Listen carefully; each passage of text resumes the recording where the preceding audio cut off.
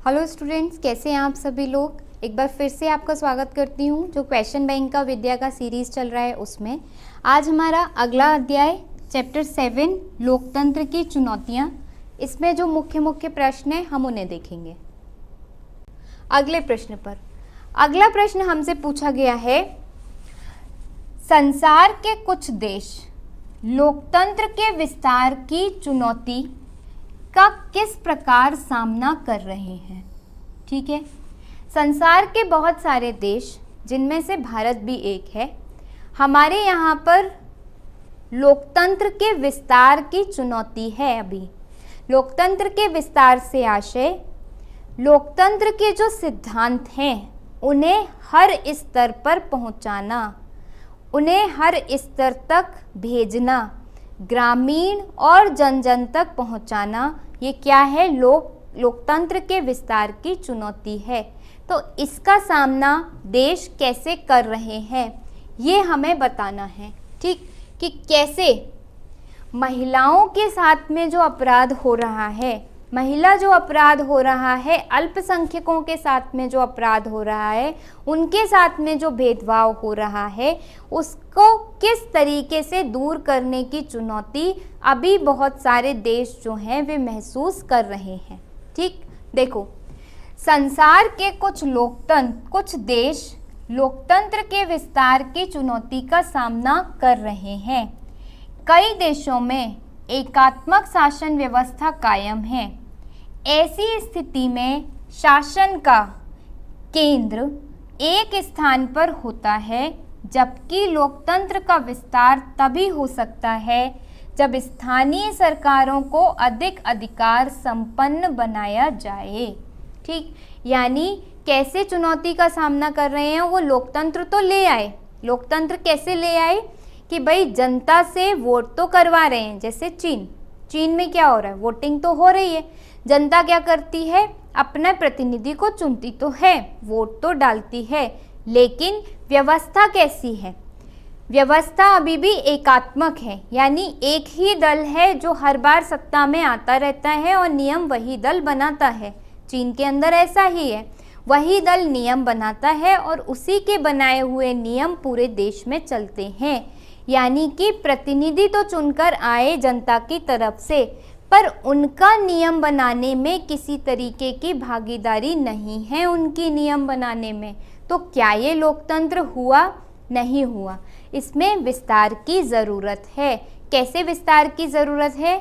केंद्र में ही नियम ना बन के राज्य में भी नियम बने, राज्य में ही नियम ना बन के स्थानीय स्तर पर गांव के प्रधान को भी यह अधिकार हो कि वह अपने गांव के लिए नियम बना सके, वह बता सके या वह गांव में ये घोषणा करा सके कि कल से सभी लोग इसी कुएं से पानी भरेंगे, चाहे वह किसी भी जाति का हो।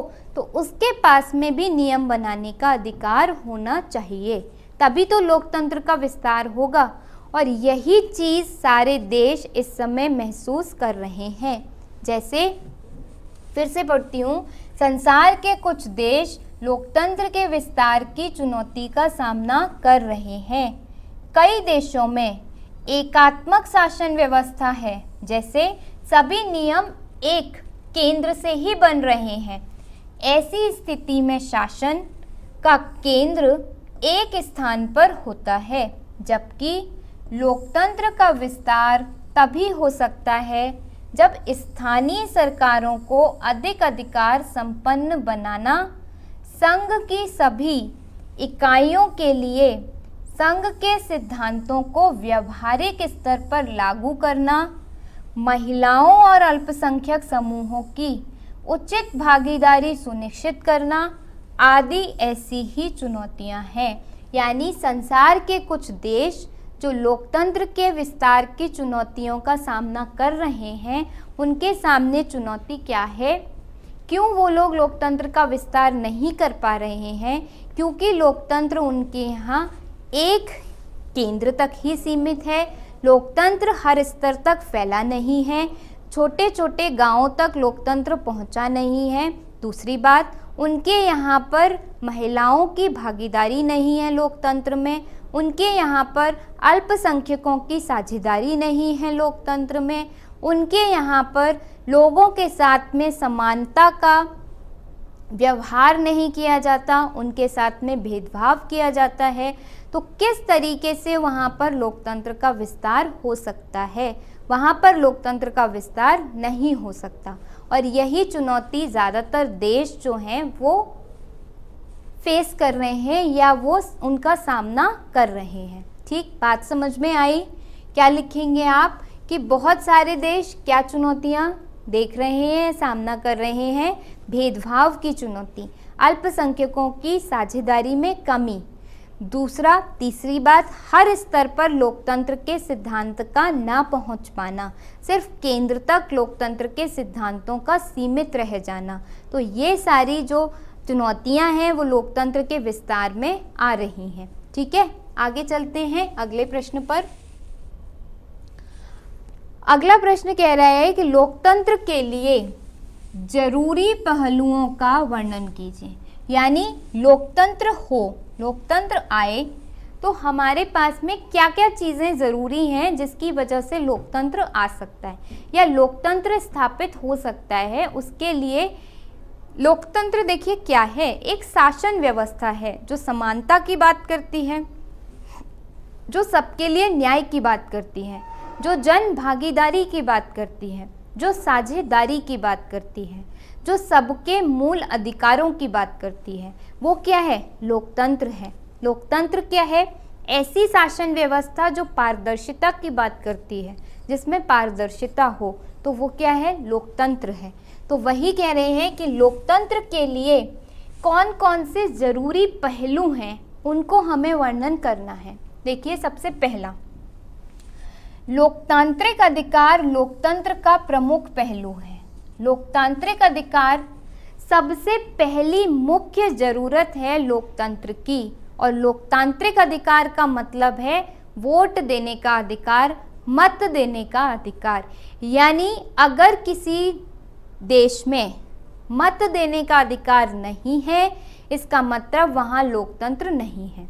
ठीक है, यह अधिकार सिर्फ वोट देने, चुनाव लड़ने तथा राजनीतिक संगठन बनाने भर के लिए नहीं है, इसमें सामाजिक और आर्थिक अधिकारों को भी शामिल करते हैं, जिन्हें लोकतांत्रिक शासन को अपने नागरिकों को देना ही चाहिए। यानी लोकतंत्र के लिए क्या ज़रूरी है? वोट देने का अधिकार होना चाहिए नागरिकों को, नागरिकों के पास में सामाजिक और आर्थिक अधिकार होना चाहिए, सबको रोजगार मिले, समाज में सबको समानता मिले, किसी के साथ में भेदभाव ना हो। ठीक, तब वो क्या है? लोकतांत्रिक सरकार है। दूसरा, सत्ता में हिस्सेदारी को लोकतंत्र की भावना के अनुकूल माना गया है।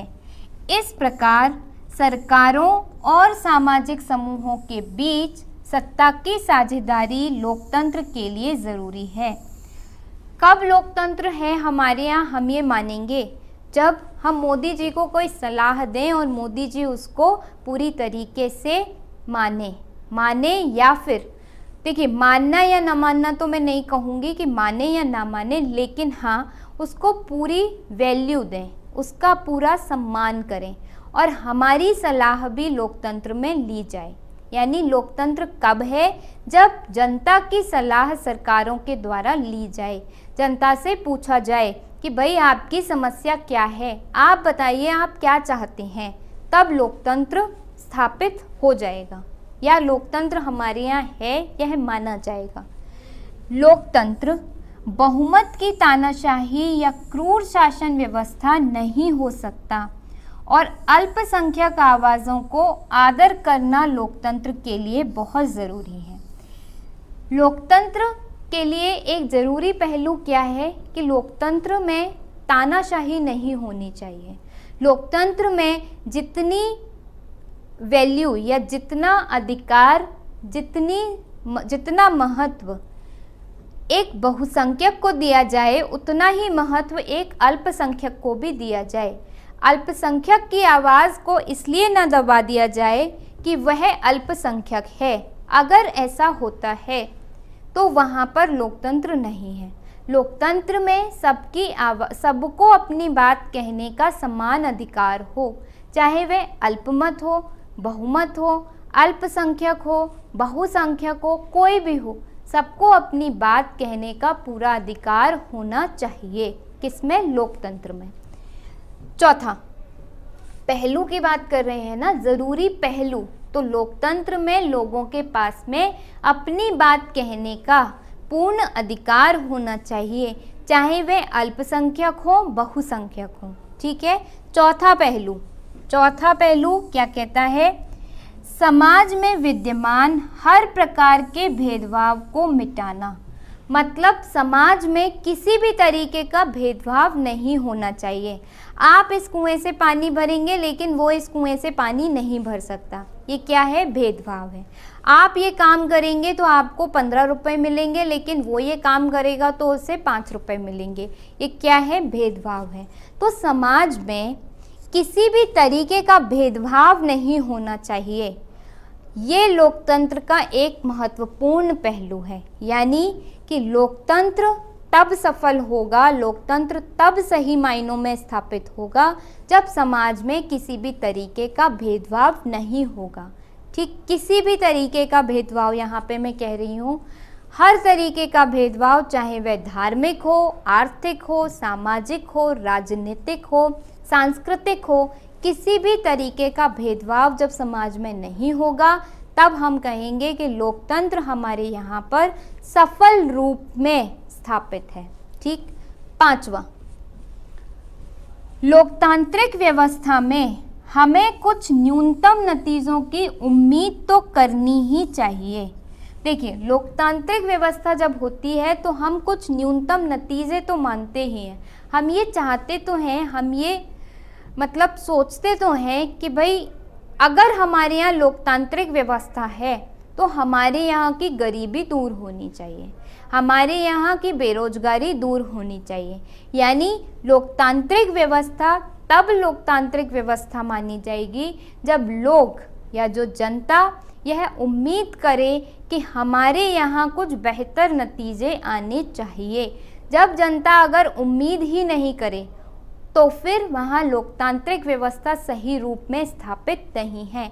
क्योंकि देखिए, जब तक जनता उम्मीद नहीं करेगी तब तक जनता मांग नहीं करेगी, जब तक जनता मांग नहीं करेगी तब तक उसकी भागीदारी सरकार में कहाँ आई।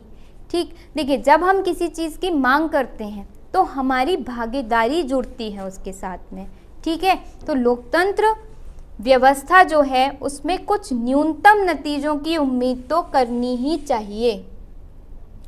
इस तरह से लोकतंत्र के लिए कौन कौन से पहलू ज़रूरी होने चाहिए? पहला, लोगों के पास में वोट देने का अधिकार होना चाहिए, चुनाव लड़ने का अधिकार होना चाहिए, राजनीतिक संगठन बनाने का अधिकार होना चाहिए और साथ ही साथ उनके सामाजिक आर्थिक अधिकार भी उन्हें मिले हुए होने चाहिए।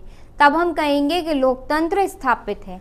दूसरा, लोगों के साथ किसी भी तरीके का भेदभाव नहीं होना चाहिए, सबको समानता का व्यवहार सबके साथ होना चाहिए।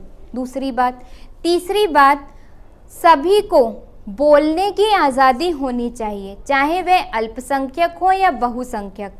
हर किसी की बात की उतनी ही महत्व होना चाहिए, उनकी बात का मतलब सभी की बात का समान महत्व होना चाहिए। तब हम कहेंगे कि हमारे यहाँ लोकतंत्र सही मायनों में है।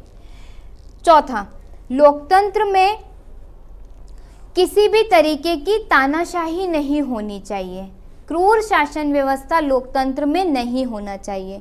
इसके साथ साथ लोकतंत्र में सत्ता में हिस्सेदारी होनी चाहिए। ठीक, समूहों के बीच में सत्ता की साझेदारी होनी चाहिए। ऐसा ना हो कि एक ही व्यक्ति हमेशा सत्ता में आता रहे, वो और लोगों को भी सत्ता में लाने की कोशिश करे। सत्ता में सबकी साझेदारी होनी चाहिए लोकतंत्र की में। ठीक है। तो ज़रूरी पहलू ये जो आपके कुछ थे ये हुए ज़रूरी पहलू। भेदभाव नहीं होना चाहिए, वोट का अधिकार होना चाहिए आदि। ठीक, चलें आगे अगले प्रश्न पर। चलो अगला प्रश्न पूछ रहा है, भारतीय लोकतंत्र के समक्ष क्या चुनौतियां हैं, किन्हीं 3 का उल्लेख कीजिए। अब भारत का जो लोकतंत्र है अच्छा लोकतंत्र है, बहुत लंबे समय तक अभी हमारे यहाँ स्थायी रूप से लोकतंत्र स्थापित है। इस तरीके से हम कह सकते हैं कि हमारे यहाँ एक सफल लोकतंत्र है। लेकिन ऐसा नहीं है कि हमारे यहाँ के लोकतंत्र में चुनौतियाँ नहीं हैं। हमारे यहाँ के लोकतंत्र में भी कई चुनौतियाँ हैं जिनका सामना जो हमारे यहाँ की सरकारें हैं वह आज़ादी के बाद से ही करती आई हैं और आज भी कर रही हैं। तो हमें उनको चुनौतियों पर चर्चा करनी है और 3 को बताना है। तो पहली चुनौती, असामाजिक तत्वों की भूमिका। भारतीय लोकतंत्र के समक्ष जो पहली चुनौती है वह है असामाजिक तत्वों की भूमिका। भारत में चुनावों में असामाजिक तत्वों की भूमिका बहुत बढ़ गई है। चुनावों के दौरान मतदाताओं पर किसी व्यक्ति विशेष के पक्ष में मतदान करने के लिए दबाव डाला जाता है। चुनाव के दौरान मत खरीदे और बेचे जाते हैं और मतदान केंद्रों पर कब्जा किया जाता है और ये लोकतंत्र की चुनौती है। क्यों? देखिए, लोकतंत्र क्या कहता है, सभी को मत देने का अधिकार है, ठीक, और मत आप अपनी इच्छा से दीजिए। आप पर किसी तरीके का दबाव नहीं होना चाहिए। आपको कोई चीज़ अच्छी लग रही है तो आप हाँ में मत दीजिए, आपको बुरी लग रही है तो आप ना में मत दे दीजिए कि नहीं हमें अच्छी नहीं लग रही है, ठीक। लेकिन अगर मैं आप पर एक दबाव बनाऊं कि देखो हाँ ही जवाब देना, नहीं तो मैं आपको ये सज़ा दूंगी, या देखो हाँ में जवाब दोगे तो मैं आपको ये चॉकलेट दूंगी, तो अगर मैंने आपसे ऐसा कह दिया तब आपने अपनी इच्छा से तो मत नहीं दिया, आपने एक लालच में आकर के मत दिया, यानी आपका जो मत था वो सही मत तो नहीं हुआ। और लोकतंत्र में सही मत होना बहुत ज़रूरी है। हमने बहुत शुरू में ही देखा था कि जनता को ऐसा मत देना चाहिए जो उसे सही लगे, जो वो सही सोचती हो वह हो। लेकिन आजकल क्या होता है, जब भी चुनाव होते हैं तो जो राजनीतिक दल हैं वो क्या प्रयास करते हैं, जनता को बरगलाने का प्रयास करते हैं। कहते हैं कि अगर हमें चुनोगे तो हम ये आपको ये सुविधा देंगे, हम वो सुविधा देंगे। तो उससे जनता क्या होती है, सही प्रतिनिधि का चुनाव नहीं कर पाती और भ्रमित हो जाती है, फायदों की तरफ आकर्षित हो जाती है जनता, और जो गलत प्रतिनिधि होता है उसका भी चुनाव कर लेती है। और जैसे ही आपने गलत प्रतिनिधि को चुना यानी कि आपके यहाँ का लोकतंत्र कमज़ोर हो गया, ठीक। तो एक जो चुनौती है वह है असामाजिक तत्वों की भूमिका जो चुनावों को प्रभावित करती है। दूसरा, जातिवाद और संप्रदायवाद, ये बहुत बड़ी समस्या है भारतीय लोकतंत्र की। देखिए, भारत विविधताओं का एक देश है, बहुत सारे धर्म, बहुत सारी जातियाँ, बहुत सारी संस्कृति यहाँ पर निवास करती हैं। कई बार ये आपकी संस्कृतियाँ हमारे लिए एक महत्वपूर्ण भी साबित होती हैं, लेकिन कई बार ये हमारे लिए नुकसानदेह भी साबित होती हैं। कब नुकसानदेह होती हैं? जब जातिवाद या संप्रदायवाद की भावना भड़क जाती है। जब ऐसी भावना भड़क जाए कि हमारी जाति श्रेष्ठ है और दूसरे की जाति हमसे निचली, तब ये जो हमारी विविधता है हमारे लिए समस्या का कारण बन जाती है। जब ऐसी भावना भड़क जाए कि हमारा धर्म तो उच्च है, हमारा धर्म सर्वश्रेष्ठ है और दूसरे का धर्म हमसे नीचे है, जब ऐसी भावना भड़क जाती है तो यही विविधता हमारे लिए समस्या का कारण बन जाती है। और फिर क्या होते हैं, दंगे होते हैं, लोगों के बीच में टकराव होता है, ठीक, और जिसकी वजह से मतदान भी प्रभावित होता है। अब लोग जातिवाद की भावना से प्रभावित होकर उसी व्यक्ति को जिताने की कोशिश करते हैं जो उनकी जाति से होता है, चाहे वह अच्छा प्रतिनिधि हो अथवा ना हो, उन्हें इससे कोई मतलब नहीं है, सिर्फ उनकी जाति का है तो वो क्या करेंगे, उसे ही मत देंगे। इसका मतलब उनका मतदान सही तो नहीं हुआ, जब मतदान सही नहीं हुआ तो लोकतंत्र कैसे सही मायनों में स्थापित हो पाएगा, नहीं स्थापित हो पाएगा और यह लोकतंत्र की एक चुनौती बन जाएगी। यानी कि जातिवाद एवं संप्रदायवाद भारतीय लोकतंत्र के सम्मुख एक गंभीर समस्या है। चुनाव के लिए प्रत्याशियों का चयन करते समय सभी राजनीतिक दल जातीय समीकरण को महत्व देते हैं, बिल्कुल देते हैं। किसी भी इलाके से यादव को खड़ा किया जाएगा, देख लेंगे कि अच्छा वहाँ पे यादव वोट ज़्यादा हैं, यादव लोग ज़्यादा रहते हैं तो यादव को खड़ा कर दो। ये नहीं देखते कि उस यादव जिसको हमने खड़ा किया है उसमें खड़े होने के गुण हैं भी कि नहीं है। लेकिन नहीं, वो क्योंकि जीत जाएगा, क्योंकि वहाँ पे यादव वोट ज़्यादा है इसलिए उसको खड़ा कर देते हैं। ठीक, तो क्या होता है उससे, मतदाता भी मतदान करते समय जातिवाद और संप्रदायवाद से प्रभावित होकर मतदान करते हैं और मतदान क्या होता है, ऐसी स्थिति में सही मतदान नहीं होता। लोगों की जो सही इच्छा है वह सामने नहीं आती, वह इच्छा जातिवाद और संप्रदायवाद से प्रभावित होकर के क्लिष्ट हो जाती है, यानी बुरी हो जाती है, उसकी छवि खराब हो जाती है। ठीक है, तो इस तरीके से लोकतंत्र प्रभावित होता है। तीसरी चुनौती, सामाजिक और आर्थिक असमानता। देखिए, लोकतंत्र के सामने ये सबसे बड़ी और समस्या है हमारे यहाँ कि हमारे यहाँ सामाजिक और आर्थिक असमानता है। कैसे? देश में लोकतंत्र की सफलता के लिए सामाजिक एवं आर्थिक समानता का होना अनिवार्य होता है। भारत में इसका अभाव है। समाज में सभी नागरिकों को समान नहीं समझा जाता। जाति, धर्म, वंश आदि के आधार पर नागरिकों में भेदभाव किया जाता है। आर्थिक दृष्टि से अमीर तथा गरीब की खाई बहुत बड़ी है। भारत में अमीर की और गरीब की जो खाई है वह बहुत बड़ी है। आर्थिक असमानता है जिसकी वजह से हमारे यहाँ जो लोकतंत्र है वह उतना मजबूत नहीं है।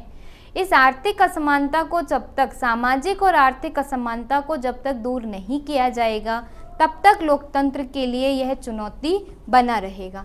तो इस तरीके से जो हमने देखा, लोकतंत्र के समक्ष 3 में चुनौतियां हमने देखी। एक तो असामाजिक तत्वों की भूमिका जो क्या करते हैं, मतदान को प्रभावित करते हैं और सही मतदान नहीं हो पाता। दूसरा, जातिवाद और संप्रदायवाद जिसकी वजह से लोग जातिवाद से प्रभावित होकर, लोग अपने धर्म से प्रभावित होकर गलत मतदान कर देते हैं और जिस वजह से गलत प्रतिनिधि चुन लिया जाता है और फिर लोकतंत्र को वह प्रभावित करता है। और तीसरा, क्योंकि भारत में धार्मिक और सामाजिक असमानता व्याप्त है, अभी भी सरकार की नज़रों में या संविधान की नज़रों में नहीं है, लेकिन मूल रूप में तो ये है, अभी हमें दिखाई तो देती है। गरीब बहुत गरीब हैं, अमीर बहुत अमीर हैं, आय का वितरण समान नहीं है। इस वजह से लोकतंत्र अभी पूर्ण तरीके से हमारे यहाँ स्थापित नहीं हो पाया है। ठीक है, चलिए अब बात कर रहे हैं लोकतंत्र के सम्मुख प्रमुख चुनौतियों का वर्णन कीजिए। अभी हमने देखा था कि भारत के सामने क्या चुनौतियां हैं, अब हम बात कर रहे हैं लोकतंत्र के सम्मुख क्या क्या चुनौतियां आती हैं उनकी। देखते हैं एक एक करके। पहली चुनौती जो आती है,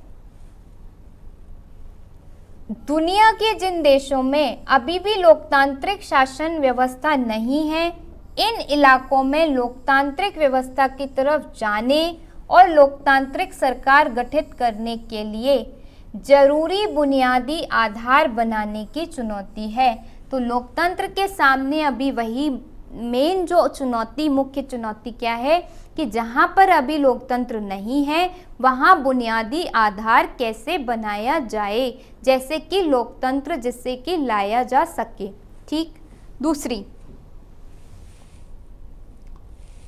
दूसरी चुनौती, अधिकांश जो आपकी लोकतांत्रिक व्यवस्थाएं हैं उनके सामने अपने विस्तार को लेकर के चुनौती है। हमने देखा उन्हें अपने विस्तार की चुनौती है कि वो अपना विस्तार किस तरीके से करें, कैसे उसको लागू करें, यानी महिलाओं और अल्पसंख्यकों के बीच में कैसे उचित भागीदारी उनकी सुनिश्चित करें, कैसे वो ये तय करें कि स्थानीय अधिकारों को अधिक अधिकार दिए जाएं। तो ये भी चुनौती है, यानी बुनियादी चुनौती और विस्तार की चुनौती। तीसरी चुनौती लोकतंत्र को मजबूत करने की है। जो हमारे यहाँ पर लोकतंत्र पहले से स्थापित है, इसे और मजबूत कैसे किया जाए। तीसरी चुनौती ये है, पहली बुनियादी आधार की, जहाँ पर ऑलरेडी अभी दूसरी सरकारें हैं या दूसरा शासन व्यवस्था है, वहाँ पर लोकतंत्र को स्थापित करने की चुनौती। दूसरी, एक जगह तो लोकतंत्र आ गया है, लेकिन उसी देश के हर हिस्से तक लोकतंत्र को पहुँचाने की चुनौती। और तीसरी, अगर लोकतंत्र जो स्थापित है उसे मजबूत और कैसे किया जाए, इसकी चुनौती। इसके अंतर्गत क्या आएगा? लोकतांत्रिक संस्थाओं और व्यवहारों को मजबूत बनाना, हर उस व्यक्ति की सोच को बदलना जो लोकतंत्र का हिस्सा है। जब तक वो सोच नहीं बदलेगी तब तक लोकतंत्र मजबूत नहीं होगा। चाहे वो जो हमने देखा कानून चाहे कितने भी ले आइए, लेकिन जब तक नागरिकों की सोचने की जो शक्ति है वह इस ओर नहीं जाएगी, या वो जब तक ये नहीं सोचेंगे कि यह जो बात या ये जो अधिकार हमें दिया गया है वह सबको मिलना चाहिए, और अगर ये बात हमें बुरी लग रही है तो दूसरे को भी बुरी लग सकती है। यानी जब तक वे अपने व्यवहार में परिवर्तन नहीं लाएंगे तब तक लोकतंत्र मजबूत नहीं होगा। तो मुख्य चुनौती जो लोकतंत्र के सामने है वो एक है कि उसके बुनियादी आधार की चुनौती, जहाँ पर लोकतंत्र नहीं है उसे कैसे लाया जाए।